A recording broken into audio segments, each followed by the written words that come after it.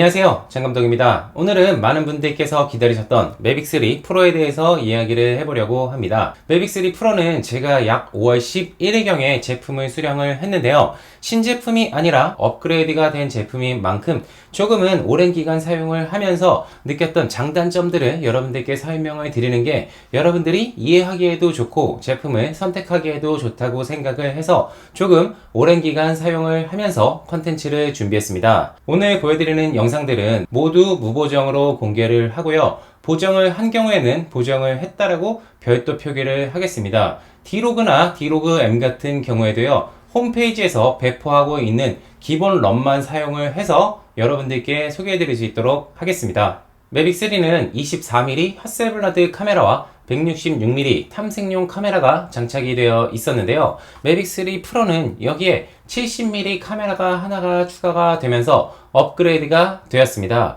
카메라가 조금 커지면서 약간의 형태가 살짝 변형이 됐습니다. 그래서 제가 호버링 시간을 비교를 해봤는데요. 실제로 배터리 30% 남는 것을 기준으로 매빅3 같은 경우에는 약 26분 호버링이 가능했고요. 매빅3 프로 같은 경우에는 약 23분으로 3분의 시간 차이가 있었습니다. 그러면 많은 분들이 기다리셨던 매빅3 프로 카메라에 대해서 이야기를 해보겠습니다. 자, 근데 카메라를 이야기하기 전에 하나 알려드릴 게 있는데요. 매빅3 프로 같은 경우에 24mm는 핫셀블라드 카메라고요. 70mm하고 166mm는 핫셀블라드 카메라가 아닙니다. 다 핫셀블라드 카메라로 알고 계시는 분들이 계신데요. 이 점 미리 이야기를 드립니다.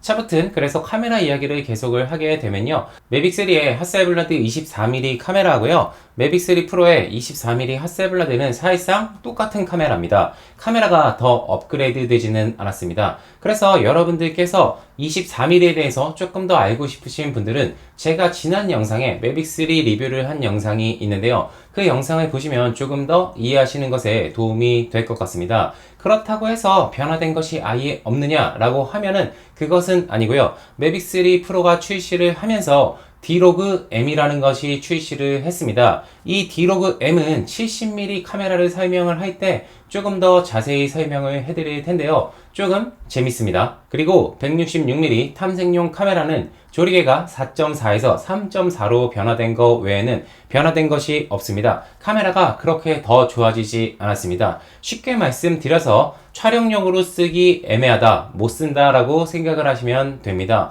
166mm 좋다라고 리뷰를 하는 것들은 대부분 유료 광고일 거예요. 제가 생각하기에는 166mm 일반적으로 촬영에 못 씁니다. 자, 그러면 24mm, 166mm는 별로 변화가 없기 때문에 추가로 설명드릴 것은 없고요. 여러분들께서도 가장 궁금해하실 게 새로 추가된 70mm 렌즈일 거라고 생각을 합니다. 그래서 집중적으로 70mm 렌즈에 대해서 이야기를 한번 해볼까 하는데요. 이 70mm 렌즈는 DJI 미니 시리즈에 있는 카메라를 그대로 가져다 사용을 했습니다. 변화된 것은 조리개가 2.8로 고정 조리개로 바뀌었다는 것 뿐입니다. 그래서 다른 스펙들은 DJI 미니 시리즈에 있는 카메라와 똑같습니다.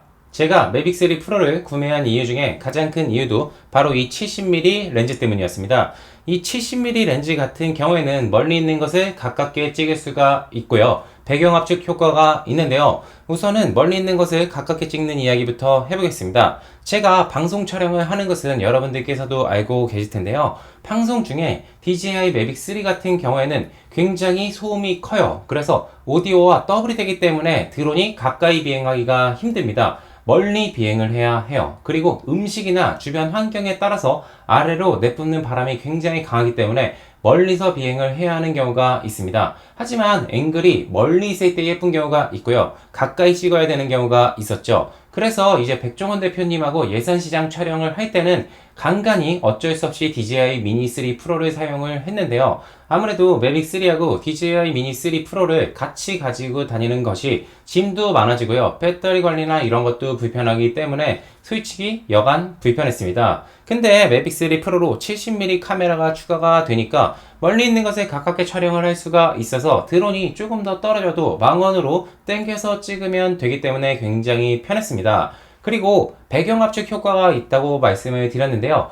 배경 압축에 대해서 잠깐 이야기를 드리면 배경 압축이 이렇게 가로로 된다고 생각하는 분들이 계세요. 그래서 배경이 이렇게 좀 가깝게 모아진다 라고 생각을 하는 분들이 계신데요. 배경 압축을 살짝 설명을 드리면 가까이 있는 피사체하고 멀리 있는 피사체 이 두 개의 사이를 줄여준다라고 생각을 해주시면 됩니다. 그래서 뒤에 있는 피사체가 크게 가깝게 보이기 때문에 이 거리를 압축해준다라고 생각을 해주시면 됩니다. 그래서 여러분들께서 과거에 매빅2 줌에서 돌리줌이라는 효과로 촬영을 할 수 있다는 것을 아는 분들이 계실 텐데요. 이 돌리줌 효과 자체가 이 배경 압축을 이용을 한 겁니다. 가까이 있는 피사체를 두고서 드론이 뒤로 빠지면서 줌을 하면서 이 피사체의 크기를 유지를 해주고요. 줌을 하면서 조금 더 망원 카메라가 되겠죠. 그러니까 배경이 압축되면서 가까이 다가오는 느낌이 납니다. 이 효과를 바로 돌리줌이라고 하는데요. 이 망원 카메라 70mm는 배경 압축의 효과가 있습니다. 그래서 지금 보시는 샘플처럼 이렇게 24mm로 촬영을 했을 때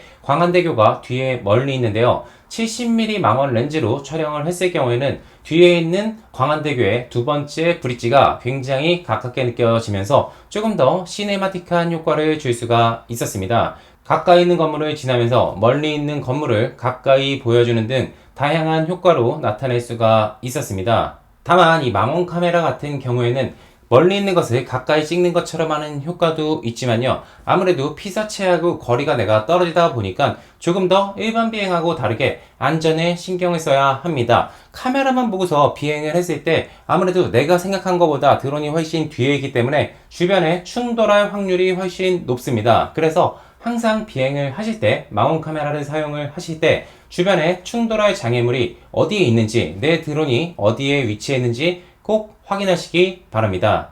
자, 그리고 이 70mm는 D-Log-M을 지원을 하는데요. 이 D-Log-M이 뭐냐면 D-Cinelike 같은 겁니다.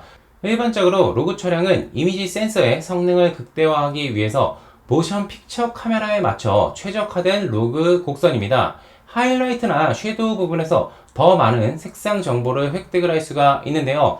그래서 최근에는 후보정을 위해서 로그 촬영을 많이 하는 경우도 있습니다. 자, 그런데 제가 방금 이야기를 드렸던 것처럼요. 색상의 이미지 정보를 많이 담고요. 센서의 성능을 극대화시킨다고 이야기를 드렸는데요. 센서가 작으면 로그 촬영에 넣기가 어렵습니다. 자, 그런데 24mm에는 로그가 있고요. 70mm의 로그가 없다? 그러면 사람들이 굉장히 반발을 많이 할 거 아니에요. 그래서 반쪽짜리 D-Log-M이라는 것을 만들었습니다. D-Log-M은 로그보다는 채도가 들어가 있고요. 일반 노멀보다는 채도가 빠져 있는 것을 의미합니다. 그래서 DJI에서는 이것을 색상 보정하기 쉽다. 아마추어도 조금 더 쉽게 색상을 보정할 수 있다라고 홍보를 하고 있는데요. 실제로는 로그를 넣을 수가 없기 때문에 D-Log-M을 넣었습니다. 자, 그리고 166mm는 센서가 더 작잖아요. 그래서 D-Log-M도 없습니다. 일반 노멀 촬영만 가능합니다. 그래도 70mm의 D-Log를 넣어줘 라고 할 수가 있잖아요. 그래서 24mm의 D-Log-M을 같이 넣었습니다. 그래서 D-Log-M으로 24mm를 촬영을 하면은 색상을 맞추기 더욱 쉬운데요. 아쉬운 것은 24mm를 D-Log-M으로 촬영을 한다면 일반적인 D-Log보다 다이나믹 레인지도 떨어지고요. 로그의 성능을 극대화하는 것에 어려움이 있기 때문에 아무래도 24mm를 70mm에 맞추는 애매모호한 상황에 이르게 됩니다. 그런데 이 애매모호한 상황은 이것뿐만이 아닙니다. 저희가 일반적으로 예전에 올렸던 ND 필터 영상을 설명을 드리면요. 자연스러운 모션 블러는 프레임수 곱하기 2라고 설명을 드렸습니다. 그런데 하늘에서 광각일 경우에 프레임수 곱하기 2로 했을 때 모션 블러나 일반적으로 셔터 스피드의 속도가 달라도 모션 블러가 크게 차이가 나지는 않는다고 이야기를 드렸는데요. 망원에서 가까이 클로즈업으로 촬영을 할 때는 이것을 지켜주는 것이 좋습니다. 자, 그런데 또 다르게 설명을 드리면 매빅3 프로 카메라 설정을 여러분들께 설명을 드릴 때 제가 조리개는 5에서 7로 놓는 게 좋다고 설명을 드렸죠. 그래서 매빅3 프로로 24mm 촬영을 한다라고 가정을 했을 때요. 4K 30프레임으로 촬영을 한다라고 하면은 셔터 스피드는 60분의 1, 조리개는 5에서 7 사이가 되겠죠. 그래서 그거에 맞는 ND16을 꼈다라고 가정을 하겠습니다. 자, 그리고 이제 망원 촬영을 해야지 라고 망원으로 바꾸는 순간 과노출이 일어날 거예요. 70mm의 경우에는 고정조리개 2.8이기 때문에 고정조리개 2.8에 셔터 스피드가 60분의 1이면 아무래도 앞에서 촬영한 24mm하고 차이가 나겠죠. 그래서 24mm 렌즈의 ND 필터를 그대로 사용을 하게 되면 과노출이 됩니다. 그러면 내려가지고 ND 필터를 32로 교체를 하고 다시 비행을 한다? 너무 귀찮고 번거롭고요. 그 촬영했었던 그 순간에 그 앵글을 놓칠 수가 있죠. 그러면 70mm에 맞춰서 ND 필터 장착을 해야 하는 건데요. 우리가 메인 카메라로 사용을 하는 것은 24mm잖아요. 근데 24mm에 맞추지 않고 70mm의 ND 필터를 맞춘다? 이것도 굉장히 아이러니합니다. 그러면 셔터 스피드를 조금은 움직여서 모션 블러를 죽일 수밖에 없습니다. 제가 생각하기에 이것은 좀 단점이라고 생각이 되고요. 어떻게 생각을 하면 카메라마다 ND 필터를 좀 따로 장착할 수 있게 나오면 어땠을까 하는 생각을 했습니다. 그리고 센서 크기가 1.3분의 1인치로 마이크로 포서드 24mm 카메라와는 성능의 차이가 있기 때문에 날씨가 좋지 않은 경우에는 망원 카메라를 사용하지 않는 것을 추천드립니다. 매빅3 프로는 70mm로 비행을 할 때 조심해야 된다고 이야기를 드렸잖아요. 만에 하나 조심했는데도 조금 잘못해서 충돌해서 떨어졌다라고 하면은 매빅3 프로는 카메라가 조금 더 튀어나와 있죠. 그래서 추락을 했을 때 짐벌의 파손 위험이 큽니다. 고치면 되지. 뭐가 문제야? 라고 할 수가 있는데요. 이 드론에서 수리비가 가장 비싸게 나오는 게 짐벌입니다. 그러니까 이 다리가 하나 부러지거나 카메라 케이스가 깨지거나 센서가 망가지거나 하면은 비싸봐야 10, 20만원 안에 무조건 수리가 되고요. 10만원 안으로 수리되는 경우도 굉장히 많이 있는데요. 매빅3 프로 같이 이렇게 카메라가 튀어나와 있으면 짐벌이 망가질 경우에 수리비가 굉장히 높게 나올 수가 있습니다. 그리고 ND 필터는 낱개로 판매를 하지가 않는데요. AS 센터에서 혹시 별도로 판매를 하는지는 모르겠지만 이 상태에서 ND 필터까지 파손이 된다면 ND 필터 하나가 파손이 돼서 새로운 ND를 사야 하는 불상사가 생길 수도 있습니다. 그러면 이제 가장 큰 고민에 대해서 한번 이야기를 해볼까요? 그래서 사 말어. 이게 가장 고민일 텐데요. 제가 생각하기에는 이 기존의 매빅3 같은 경우에 일반 RC N1 컨트롤러에 331만원의 콤보 구성이 되어 있었는데요. 매빅3 프로 같은 경우에는 DJI RC로 컨트롤러가 업그레이드가 되었고요. 같은 콤보 구성에 70mm가 꼈는데 331만원 동일한 가격으로 출시를 했습니다. 그렇기 때문에 솔직히 가격상으로 나쁘지는 않아요. 자, 그러면 어떤 분들이 구매를 하시는 게 좋냐라고 이야기를 하실 수가 있는데요. 제가 생각하기에 내가 카메라에 대해서 어느 정도 좀 안다.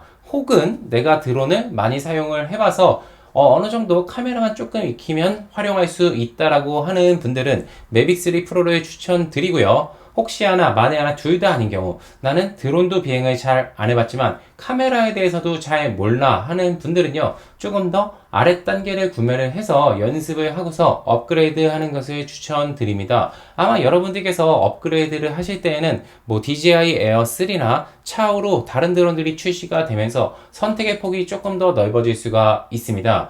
자, 그러면 마지막으로 또 다른 고민. 매빅3 프로냐, 매빅3 프로 시내냐 고민을 하실 텐데요.